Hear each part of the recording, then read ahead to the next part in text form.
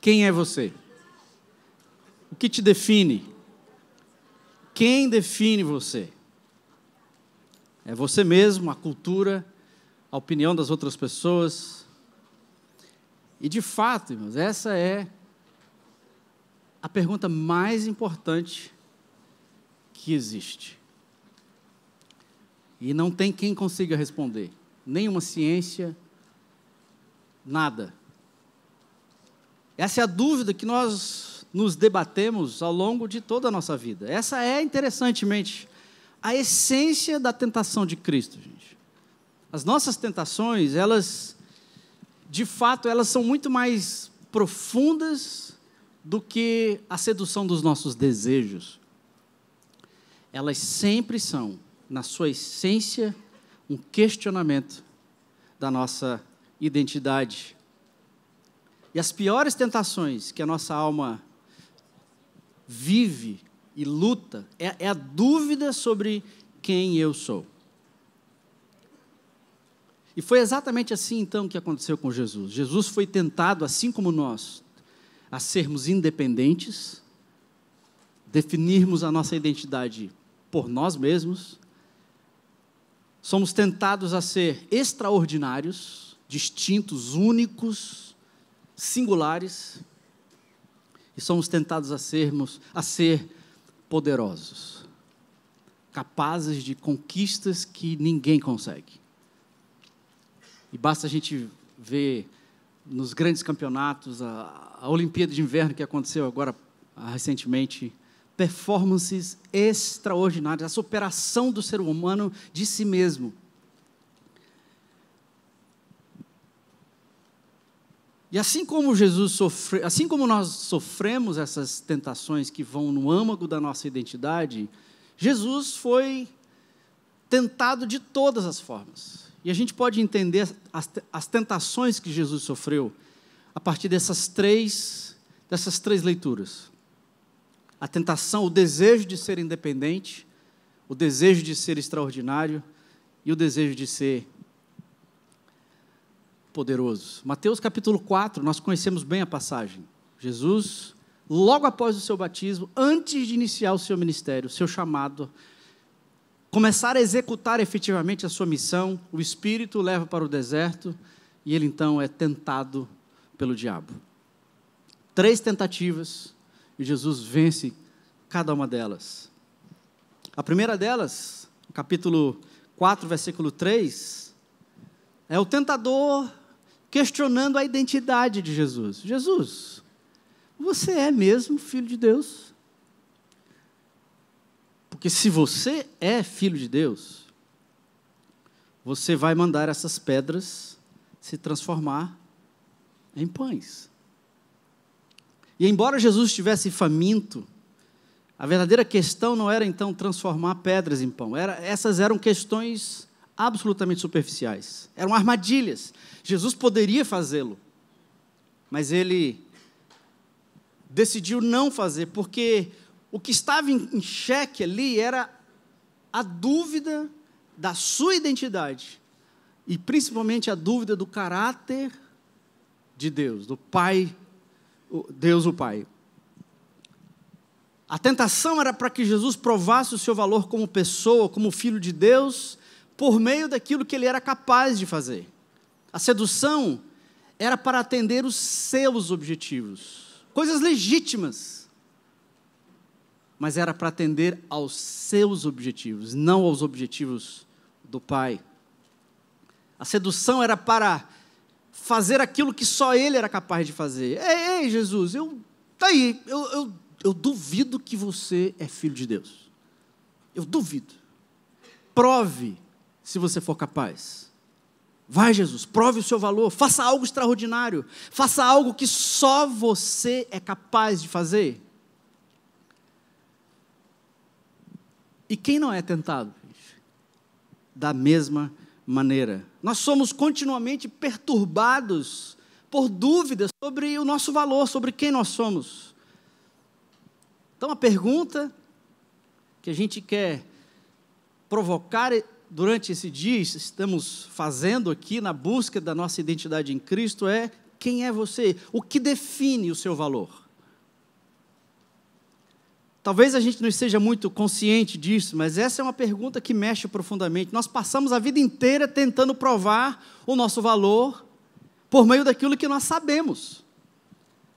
Meus títulos, meu conhecimento, minha cultura, os meus títulos, a minha carreira, eu sei, você não sabe. Definir a minha identidade pela minha ciência. Você quer andar num ambiente onde você sente a arrogância no ar? Ande na UFC. As pessoas, desculpe a expressão, elas arrotam a si mesmas. E nada contra os cientistas, os professores, os conhecedores que estão aqui, porque nós fazemos, não são eles, não, nós fazemos isso. A nossa angústia, a nossa ansiedade por saber, por conhecer, por discernir, por entender como tudo funciona. Passamos a vida, então, tentando provar o nosso valor pelo que nós sabemos, pelos nossos talentos. Queremos o poder para definir quem nós somos. A grande dúvida da humanidade hoje, especialmente na questão da identidade sexual, é: ninguém sabe quem é quem. E eu tenho que me definir. Não existe família, não existe cultura, não existe ética, não existe Deus. Eu decido, eu defino. E é exatamente a tentação que Adão e Eva sofreram lá no início. Adão, Eva, vocês querem o poder, o peso e a responsabilidade para definir o que é bom e o que não é, o que é certo e o que não é, o que é vida e o que não é, ou você quer depender da vida e como eu defino, o que eu digo que é vida? E nós escolhemos a responsabilidade de definir. Somos seduzidos por essa compulsão do saber, do ter a certeza, a capacidade de definir quem eu sou. Ei, olhem para mim, percebam-me. Vejam a minha formação, os meus títulos, os meus bens, as letrinhas depois do meu nome. Então nós nos sentimos maiores, superiores pela nossa capacidade de conhecer. E o tentador sussurra no seu ouvido: se você é realmente importante como você acha que você é, se você realmente tem valor, então você tem que provar isso. Você tem que mostrar o que você sabe. Você tem que fazer algo notável, algo fenomenal. Daí sim, todos vão valorizar você. E nós somos, irmãos, como Jesus, todos os dias da nossa vida, dia após dia, nós somos também desafiados, seduzidos a transformar pedras em pães. Todos os dias. Você tem que fazer alguma coisa que ninguém mais consegue fazer. E essa é a nossa busca. Uma outra formação, mais uma graduação, mais uma língua. Na cultura do conhecer, na cultura do conhecimento, quem sabe mais se destaca, sobrevive, ganha um nome. Você sabe, né, que nós somos capazes de transformar pedras em pães. Nós somos capazes de coisas extraordinárias, de grande conhecimento, performances notáveis. De sol a sol a gente dá duro, a gente briga, a gente luta, a gente avança, a gente lê, a gente estuda, a gente trabalha o dia inteiro, vai para a faculdade à noite, inglês no sábado, domingo você faz uma extensão, e essa ânsia de porque eu preciso conhecer, porque eu preciso transformar pedras em pães, porque é disso que eu me alimento. A minha vida está na minha habilidade especial. E sabe o que Jesus respondeu para o tentador? Ele disse assim, Mateus, versículo 4. Está escrito que nem só de pão viverá o homem, mas de toda palavra que sai da boca de Deus. A nossa identidade, o nosso valor como pessoas não depende do que somos capazes de fazer, do que somos capazes de conhecer, pelo brilhantismo do seu conhecimento, mas sim daquilo que Deus disse Porque Deus transforma as coisas. E a palavra de Deus, a primeira palavra de Deus em hebraico é Bereshit bara Elohim. No princípio, criou Deus. Aquilo que Deus diz, a palavra de Deus, é o que gera vida. É o que gera sustento. É a palavra de Deus que define quem nós somos. É o que Deus acha sobre nós. É o que Deus disse sobre nós. Não o meu conhecimento, a minha palavra, a minha competência. Tentar provar o nosso valor pelo que eu conheço, pelo meu brilhantismo. Isso são exercícios asfixiantes que a gente nunca vai conseguir, porque sempre alguém vai saber mais do que você. Sempre alguém vai ter uma graduação a mais do que você. Sempre alguém vai ser superior a você. Por que é que nós somos, meus, insaciáveis por reconhecimento? Apesar de todo o conhecimento que eu já tenho, eu continuo aflito, eu continuo querendo mais, eu continuo querendo conhecer mais e mais e mais coisas. Porque o conhecimento que eu tenho, a habilidade que eu tenho, o pão que eu transformo, a pedra que eu transformo em pão, o conhecimento especializado que só eu tenho, e eu começo a acreditar que eu vivo a partir do milagre que eu consigo, a partir daquilo que eu conheço. O nosso pão, gente, nós somos sempre insaciáveis, porque o pão que a gente produz, ele apodrece, ele envelhece, ele perde valor. Como Deus orientou para o povo no deserto. O maná durava apenas um dia. E no outro dia, aí o povo esperto, fizeram economia, administração, a gente come só um pouquinho, a gente guarda um pouquinho para amanhã. Estava podre. Assim é a nossa habilidade, assim é o pão que a gente produz, assim é o reconhecimento que a gente tem a partir daquilo que a gente faz, do conhecimento especializado que a gente tem. Não dura, irmãos, não é capaz de alimentar a nossa alma. E aí nós nos vemos cansados, angustiados, aflitos, inseguros, porque o pão que a gente produz, ele nunca é suficiente. Nunca é suficiente. Sabe qual foi a palavra de Deus sobre Jesus? Sabe o que Deus disse sobre Jesus exatamente antes dele ir para o deserto, ser tentado, que foi no seu batismo? Mateus 3,16, Deus diz assim: esse é o meu filho amado, e ele me dá muito prazer. Numa outra versão, esse é meu filho, escolhido e marcado pelo meu amor, ele é a alegria da minha vida. E Jesus não tinha feito absolutamente nada ainda, não tinha produzido nada, Jesus não tinha falado nada, não tinha dado aula na escola dominical, Jesus não tinha pregado o sermão, Jesus não tinha feito nada, ressuscitado, nada. Jesus era trainee.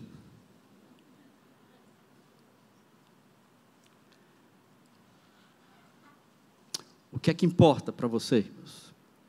A tentação de ser independente e a compulsão de definir a nossa identidade por nós mesmos, naquilo que eu sei, naquilo que eu conheço, naquilo que eu sou capaz de fazer.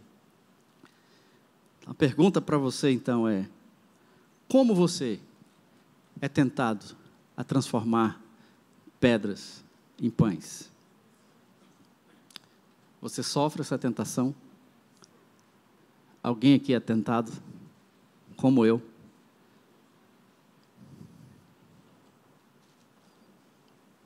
Jesus abriu mão de fazer qualquer coisa para provar que ele era bom, que ele era santo, que ele era perfeito. Ele não precisava provar nada para o seu Pai, porque ele já sabia quem ele era. Jesus era filho amado. E como se não bastasse, o diabo lança a segunda tentação. que atinge o nosso desejo, e Jesus como homem também, o desejo de ser extraordinário, de ser único, exclusivo, ser célebre. O diabo colocou na parte mais alta do templo e disse, se você... Tá bom, beleza, entendi. Mas, aqui, vamos lá.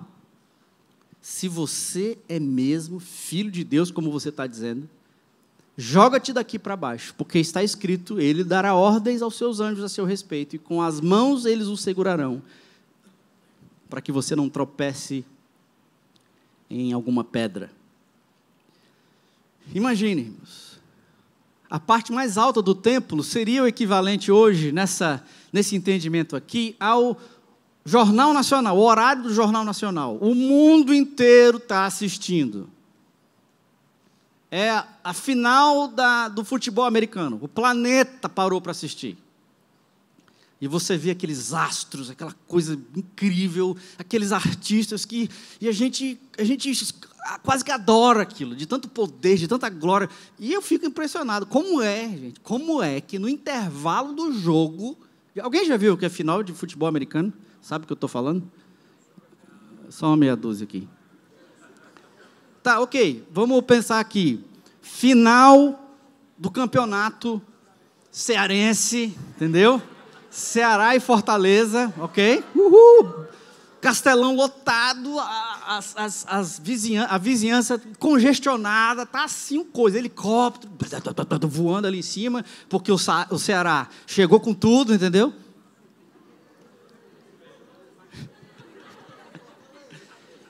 E tá lá aquela pressão, e tá ali 1 a 1, e bate lá, pega daqui. No intervalo do jogo, monta-se no campo um espetáculo absurdamente extraordinário que você jamais viu. No campo, multidão de pessoas ali. Minutos, irmãos. Eles montam, fazem o show, cantam 1 ou 2 músicas, desmonta tudo e continua o jogo. No mesmo campo.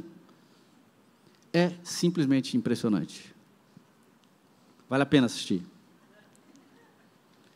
A melhor maneira de Jesus lançar o seu ministério seria através de uma exibição espetacular do seu poder sobrenatural, bem no meio da vista de todo mundo. Não haveria dúvidas que Jesus causaria um tremendo impacto se decidisse lançar o seu ministério daquele jeito, à vista de todos, no horário nobre. Milhares e milhares de pessoas, e no caso lá, centenas e centenas de pessoas de todas as partes do mundo que estavam lá. Jesus receberia credibilidade imediata. Você imagina quantos teriam crido em Jesus, diante de uma manifestação tão poderosa, anjos voando dos 4 cantos da terra, para segurar Jesus antes da sua queda mortal? Quem iria duvidar das suas reivindicações messiânicas? A questão é que esse não era o método de Jesus, esse não era o método de Deus. O plano de Deus não era esse, não era por aí. Em outras palavras, o que o diabo estava soprando no ouvido de Jesus é: se você é realmente filho de Deus, Ele vai fazer alguma coisa a seu favor. Ele não vai deixar você sofrer. Se você é mesmo um filho amado, Ele não pode deixar você desse jeito, Ele vai fazer alguma coisa. Quem aqui entre nós, gente? Assim, a gente está entre irmãos aqui, é um tempo de confissão também, né? Quem aqui não quer ser celebridade? Ou melhor, quem aqui quer ser celebridade? 1, 2, 3, 4, 5, 6, 7, e o resto, como eu sempre digo, luta com a mentira. Todo mundo quer ser celebridade, irmãos. Todo mundo quer ser especial. Todo mundo quer ser... tem essa fala dos direitos humanos, da inclusão, põe todo mundo para dentro, e isso é massa, é legal, Deus inclui todo mundo e tal. Mas no fundo, todo mundo quer ser exclusivo. Todo mundo quer ser único. Eu não quero ser mais um incluído. Me colocaram para dentro. Não, eu não quero ser mais um. Eu quero ser distinto, eu quero ser especial, eu quero ser único. Eu quero ser extraordinário. Vai dizer que você não é tentado a ser extraordinário? Então eu vou perguntar de novo, quem aqui quer ser celebridade?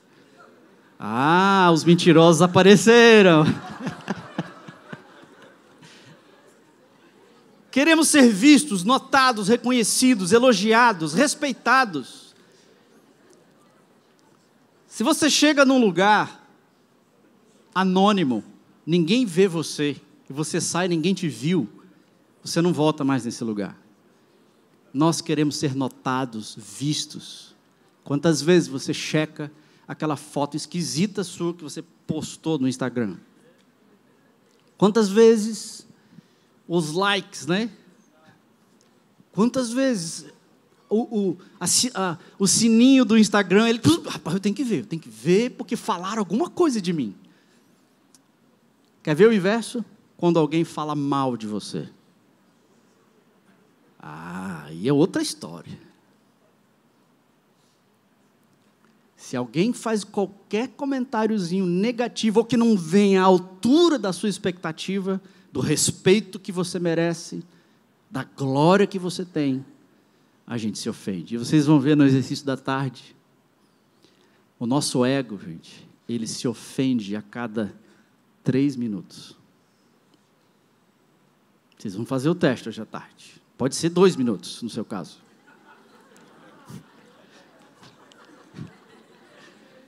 Jesus.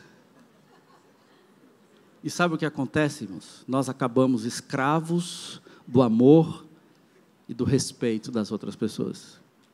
O que as pessoas acham de mim. Não, eu não tenho problema com isso não. Beleza, vamos para o teu casamento. O que a tua esposa acha de você? O que o teu marido acha de você? O que os seus filhos acham de você? E a gente se acha digno de respeito, de valor. Nós queremos ser únicos. Nós somos tentados, então, a definir a nossa identidade, irmãos, por aquilo que acham da gente. Jesus seria reconhecido, seria famoso, seria extraordinário por aquilo que ele teria feito, ou por aquilo que Deus teria feito por ele. Nós somos tentados a definir a nossa identidade pelo que os nossos pais pensam da gente. Ele é lindo. Olha que menino inteligente. Esse filho é maravilhoso.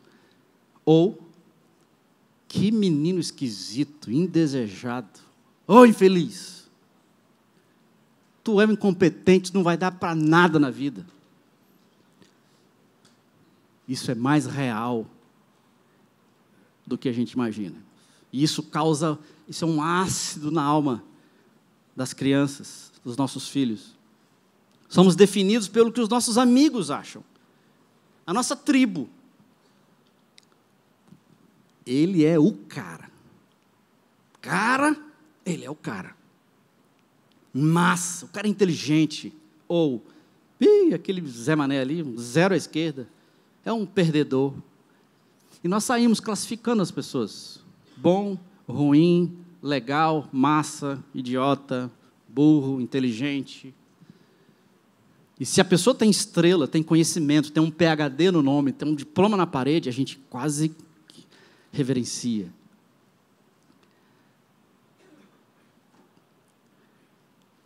Somos tentados a definir a nossa identidade pela cultura, o que a cultura diz: rico, pobre, coxinha, mortadela, incluído, excluído, feminista, sexista, hétero, homo, bi, multi, pluri. É o que acham da gente, é o que diz, é o que a mídia diz, é o que a mídia determina. Bonito, feio, culto, idiota, culto, religioso. E essa Babel de confusão, irmãos, é onde a gente vive. Mas quem me conhece como eu realmente sou? Quem sabe? Quem me conhece por dentro, a minha alma, os meus medos, os meus temores, as minhas paixões? Quem é que me conhece lá no fundo? É claro que nós precisamos de respeito, de reconhecimento, precisamos de conhecimento, de habilidades.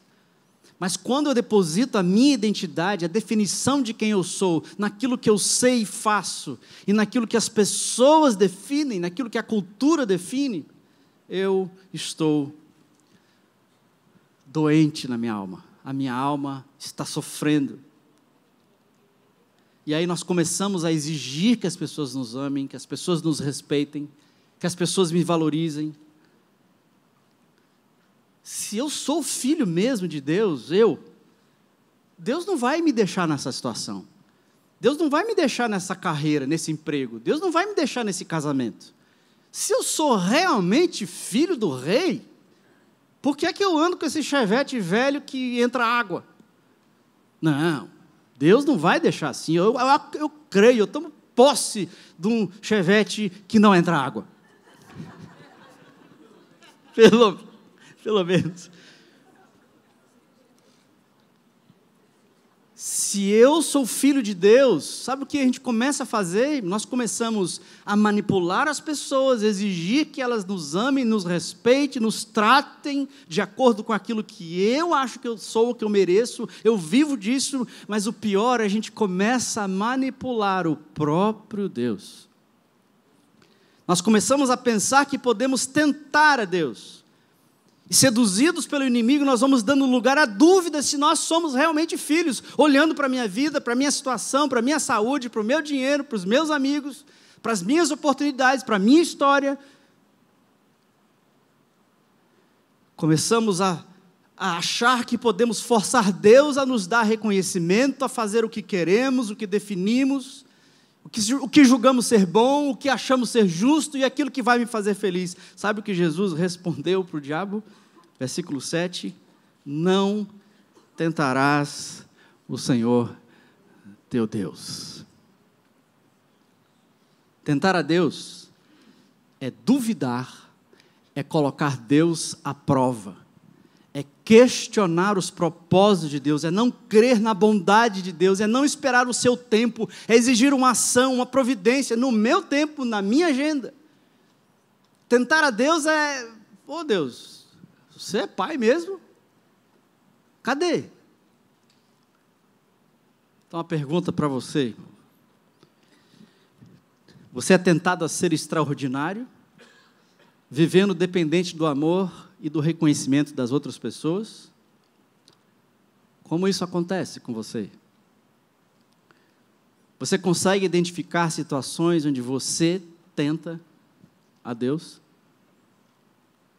Onde o descontentamento, onde a falta de reconhecimento, quando você se sente que não é especial, não é extraordinário, você não tem valor, você não se sente valorizado, e aí você começa a questionar a bondade de Deus, o que Deus fez, quem Deus é.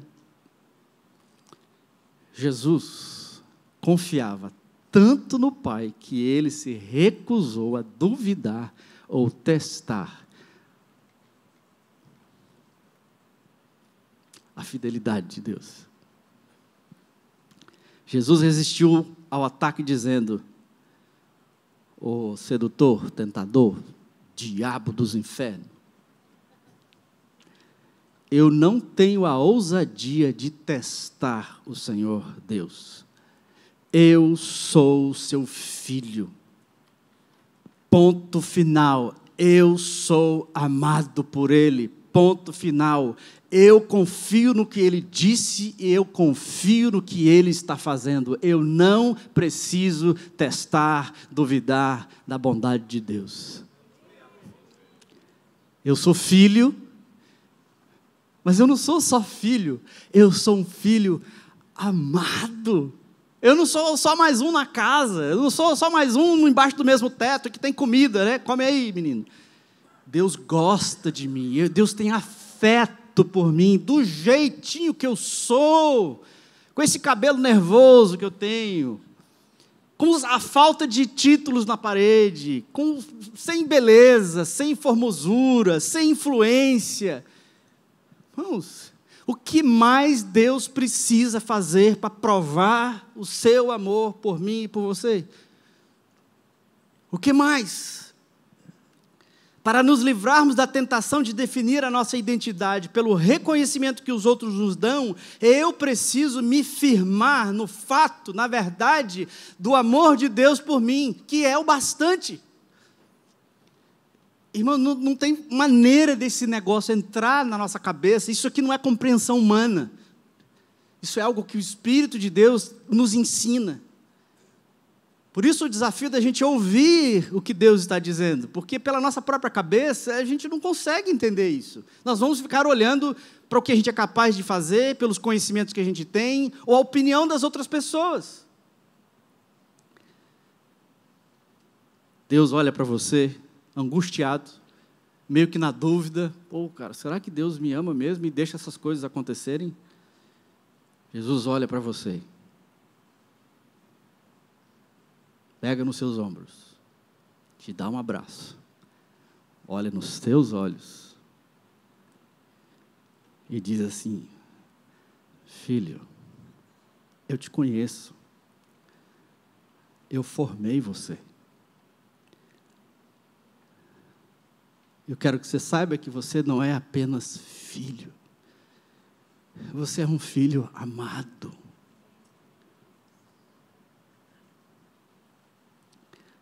Nosso desafio prioritário, irmãos, não é não pecar, ser perfeito, tentar ser bom. Nosso maior desafio é aprender a confiar que nós somos filhos amados de Deus. Você sabe ser amado? Você se permite ser amado? Ou você define quem você é pelo que você conhece, pelo que você é capaz, pelo reconhecimento que você tem? E a última tentação. Qual é a primeira? Lembra-se? O desejo de ser independente. Eu defino, eu que sei. Não preciso de ninguém, eu sou autônomo. Esse é o mantra da nossa sociedade. E nós estamos aqui no templo do saber. Esse aqui é o lugar onde os egos são formados. E a gente sai disposto a conquistar o mundo porque eu sei. Ser extraordinário é o que acham da gente. As opiniões, os resultados. Olha aí o meu salário. Vixe. Quanto é que você vale? Você acha que o seu salário te define? Você acha que você ganha o quanto você merece? Ou você acha que você mereceria ganhar mais? Eu não vou pedir para levantar a mão, porque...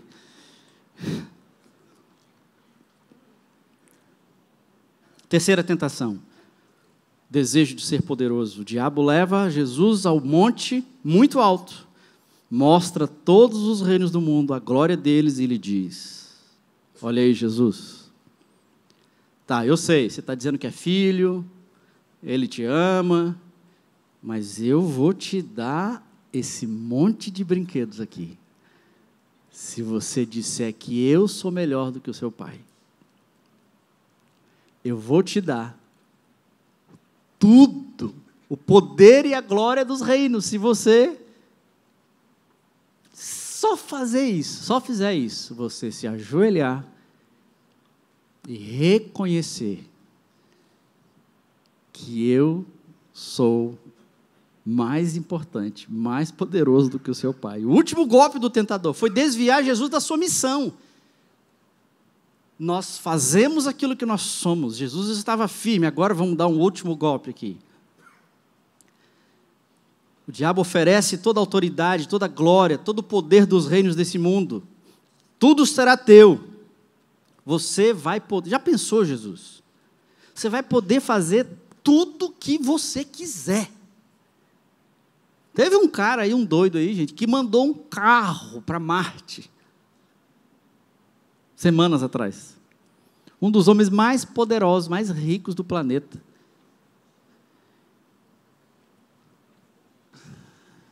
Você gostaria de ser esse cara?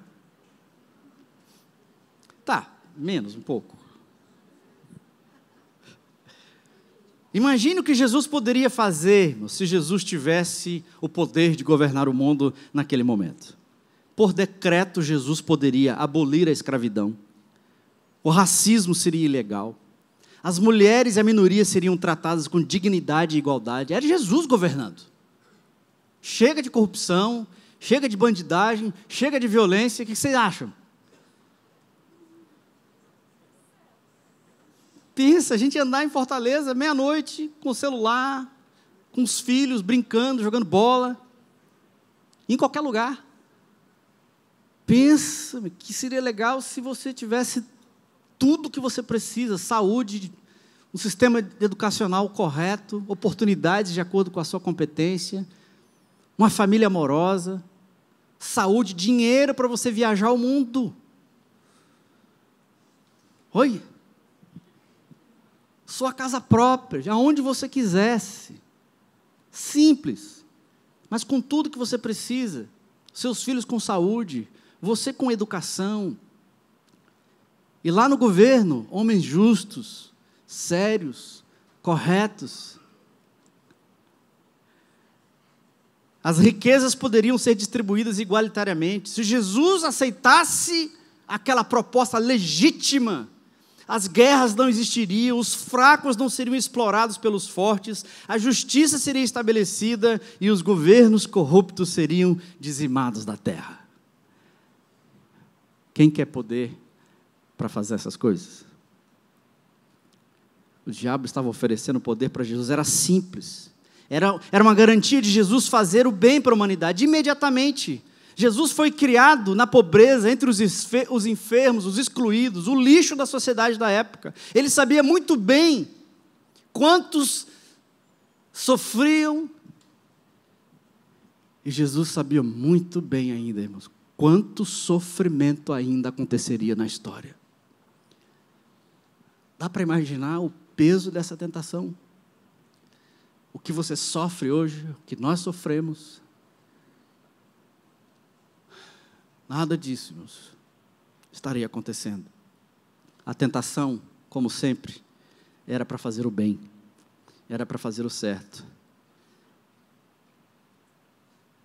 Só que não era a vontade de Deus.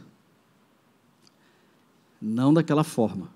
O alvo de Deus não era resolver as consequências do mal e o sofrimento nesse mundo, irmãos, mas destruir a raiz do mal no mundo, o coração do homem, esse coração entorpecido pelo poder, pela fama e pela glória. O que adiantaria Jesus assumir e resolver tudo? Não era isso. O plano de Deus era transformar o coração, de onde vêm os maus desígnios.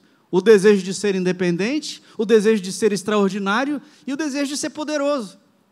Tentado como homem, Jesus receberia o poder para governar e o seu reino não teria fim. O que o enganador estava oferecendo para Jesus era só um atalho. Ele não teria que sofrer para ser exaltado e receber toda a honra, todo o poder e toda a glória. Jesus cairia na tentação que todos nós somos tentados. Se prostrar diante do diabo, irmãos, pode parecer uma caricatura meio grotesca para nós, né? Quem é que faria um negócio desse? Alguém? Aqui? Não faríamos isso.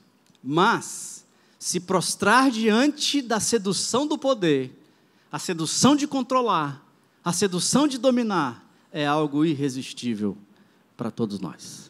Todos nós queremos poder para definir a nossa vida, para controlar, para mandar, para executar, para construir. Gostamos de ser identificados pelas nossas conquistas, o mérito pelo nosso sucesso. Queremos ter um nome, um prêmio, uma memória, uma estátua em nossa homenagem, por aquilo que nós fomos capazes de conquistar, o sucesso que nós conseguimos. Se você tivesse todo o poder para sentar lá no Supremo, lá no Congresso, o que você faria? Você aceitaria?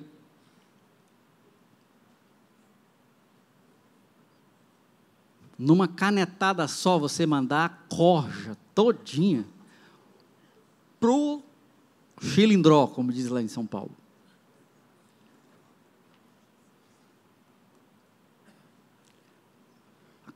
sujeira do poder, os corredores, a mentira, a manipulação. Quem é que está falando a verdade, gente?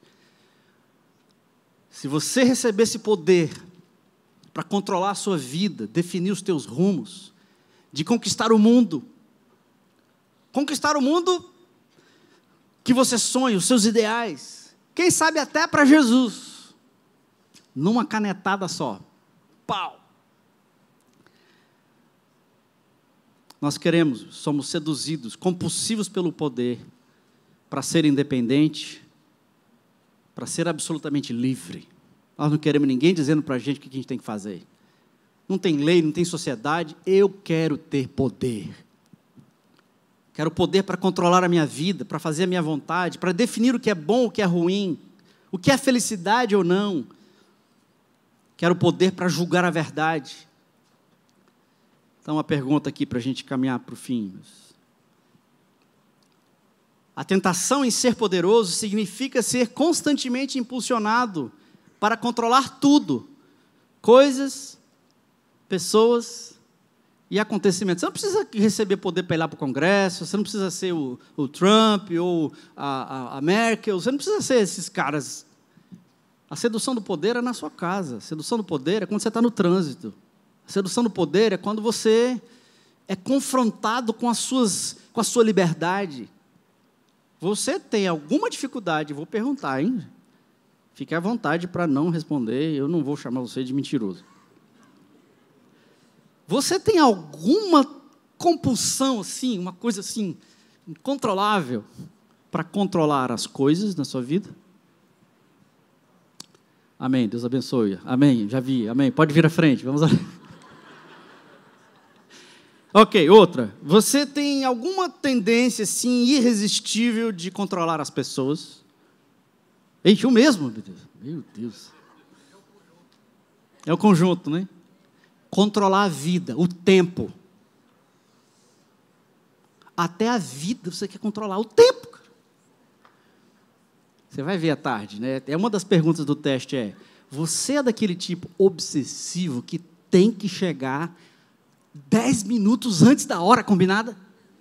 Não precisa levantar a mão, já vi, Deus abençoe, Deus CR, entendeu? Amém, irmão.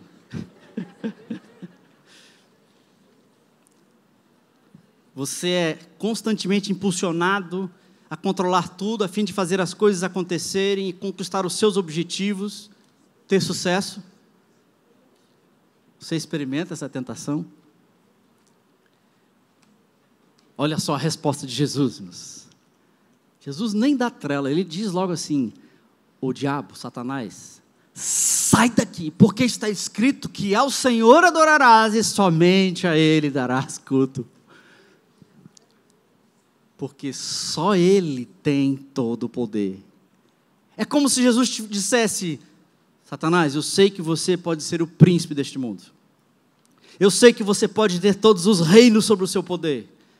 Mas eu também sei de uma coisa, que todas as coisas estão sob o governo maior do meu Pai, e somente Ele tem todo o poder, toda a honra, toda a glória e toda a adoração. Ele manda, inclusive, em você. Ai, ai. Porque Jesus estava muito seguro, irmãos, de quem Ele era. O Filho amado de Deus. Ele não caiu na tentação de provar a sua identidade através da sedução do poder. Sabe o que Ele fez? Filipenses 2, 7 a 15.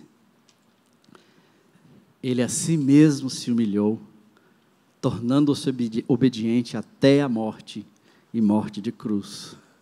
Pelo que também Deus o exaltou sobremaneira, e lhe deu o nome que está acima de todo nome, para que ao nome de Jesus se dobre todo o joelho nos céus, na terra e debaixo da terra, e toda língua confesse que Jesus Cristo é o Senhor, para a glória de Deus Pai.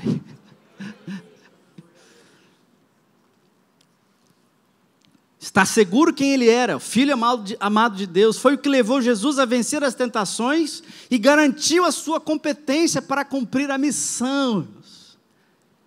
Estamos falando aqui de cumprir a missão, né?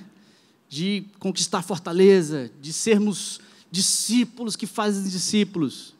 Nós não vamos cumprir a missão, irmãos, se nós não vencermos essas tentações. Como é que Jesus conseguiu vencer as tentações? Você quer vencer essas tentações como Jesus? É possível vencer a tentação de ser independente, extraordinário e poderoso. Muito simples. Jesus venceu, foi vitorioso naqueles terríveis 40 dias de tentação. Não porque ele era Deus, mas porque como ser humano, assim como todos nós, Jesus estava preparado. Jesus estava em jejum, em oração e focado na palavra de Deus. Não existem outros caminhos, irmãos, para vencermos as tentações da nossa alma. Palavra de Deus, a oração e o jejum. E eu traduzi essas três coisas da seguinte maneira. O próximo, aí está aí. Não, antes. Isso.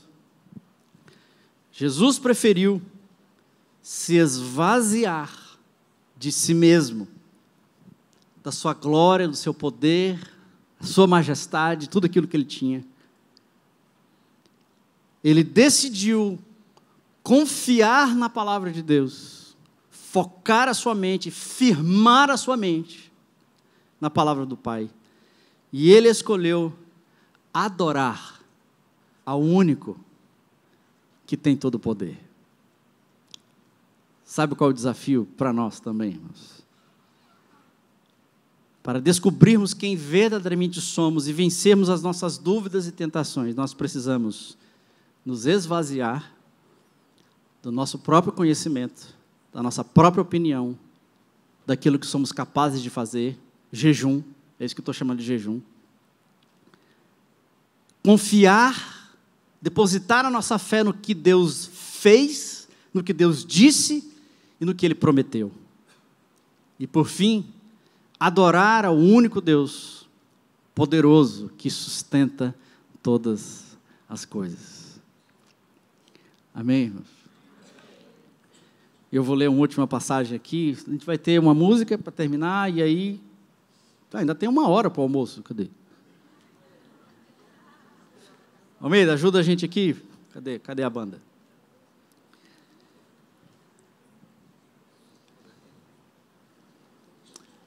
Eu acho que tem o texto aí, Vavá. Vamos ler juntos? Dá para ler? Vamos ler juntos, irmãos. Isso aqui são algumas passagens de Efésios capítulo 1, de 3 a 14, que eu coloquei numa sequência para o nosso entendimento aqui. Vamos lá, vamos ler juntos. Olha só, aqui tem o que Deus disse, o que Deus fez e o que Ele prometeu para a gente. Vamos lá.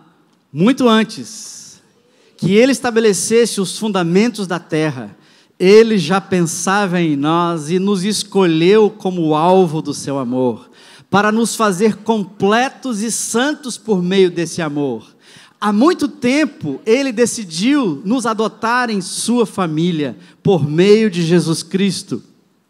Foi em Cristo que descobrimos quem somos e por que vivemos. Muito antes de ouvirmos falar de Cristo e de depositarmos a esperança nele, Ele já pensava em nós e tinha planos de nos dar uma vida gloriosa.